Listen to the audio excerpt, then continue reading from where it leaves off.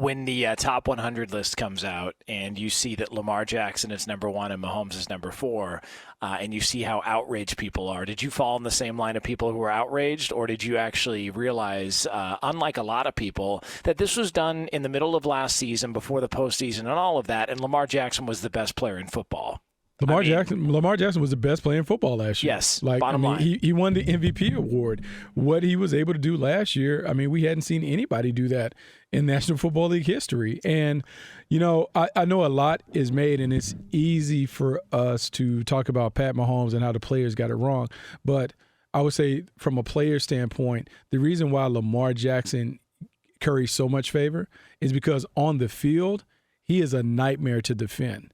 Because typically with quarterbacks, the quarterback just kind of stays in the pocket. He does his damage with his arm. Because Lamar Jackson is as fast as wide receivers and running backs, when he leaves the pocket, man, it is a nightmare to be able to try and corral him. And then the spectacular plays that you saw when he spun the Cincinnati Bengals guys around like tops, and he did similar things to the Kansas City Chiefs, and he's made play after play after play. I can understand why they really wanted him to be the number 1 guy. And then with Pat Mahomes' injury off that quarterback sneak, that impacted him. And also his numbers went down from 50 touchdowns to like the mid-20s. And so that impact. So he set the bar so high for himself that sometimes he has worked against himself by being so good so early in his career. And here's the other thing. I think it's a tired thought. I think there's kind of a tired narrative. If you were to ask somebody, all right, why do you think Patrick Mahomes is better than Lamar Jackson? All they keep talking about is, well, long term, we're not sure how Lamar Jackson's going to hold up.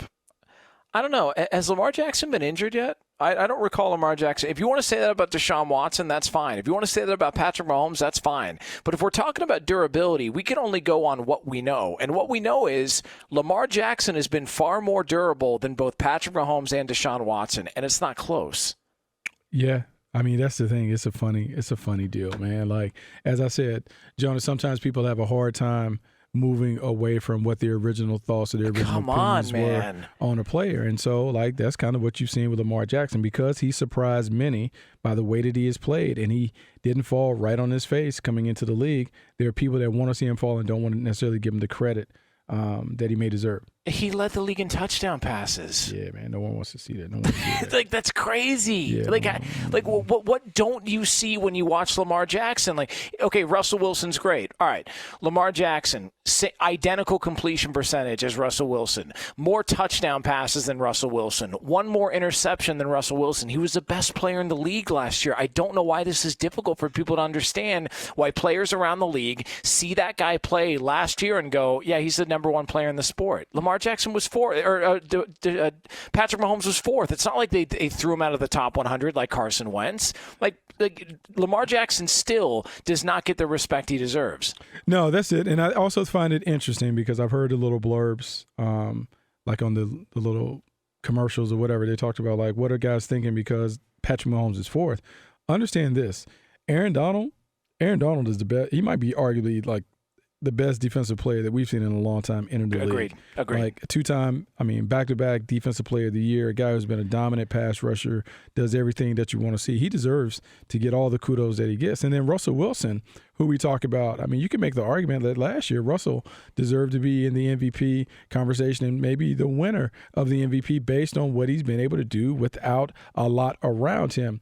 When you make the conversation and the debate about Russell Wilson, Lamar Jackson, and Patrick Mahomes, most would say that Patrick Mahomes has the best supporting cast of all of those guys in the conversation, and that he also has the best coach. And so maybe, just maybe, guys docked Pat Mahomes because of those things and propped up those other guys because they're doing it without everything being in their favor. Is Aaron Donald better than Warren Sapp? Warren Sapp is a Hall of Famer. Aaron Donald is also a guy that just quickly making a case to be a Hall of Famer. I think they're very similar in terms of the way they dominate.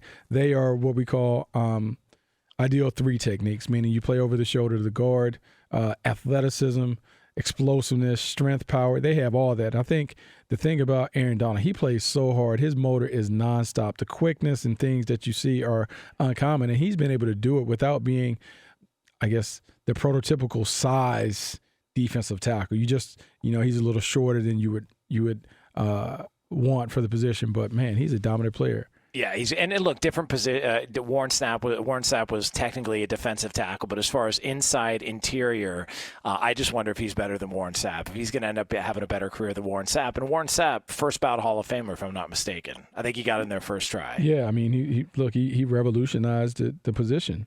I mean, he revolutionized the position on the inside. And then you look at what Aaron Donald has done. He has changed the way that we look at defensive tackles. Before, we would talk about, I don't know if a guy that small could play inside and do those things. And not only the fact that he has been able to be a dominant pass rusher from inside, but he's done it in a 4-3 defense, a 3-4 defense where you're not supposed to be able to do it. He's not supposed to fit into a 3-4, but he was able to be a dominant player in a 3-4 defense. He breaks all the molds.